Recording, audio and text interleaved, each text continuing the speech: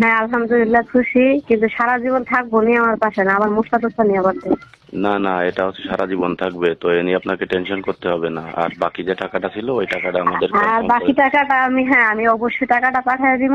আর হয়েছে, সে বাচ্চাটার মানে আমার স্বীকৃতি, বাচ্চার স্বীকৃতি সমস্ত দায় দায়িত্ব সে নিছে।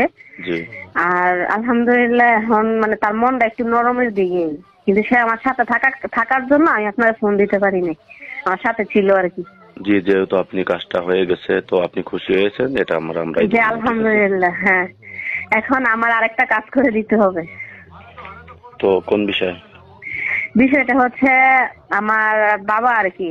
জি আমার বাবা আজকে 3 বছর যাবত মনে করেন উনি প্রবাসে আছে, জি। মোটামুটি ভালো টাকা ইনকাম করতেছে, কিন্তু আমার মারে কোনো টাকা পয়সা দেয় না। উনি নাকি বিয়ে করবো, বুঝছেন, কয় আমি বিয়ে করবো, আমি তোমার ঘরে টাকা পয়সা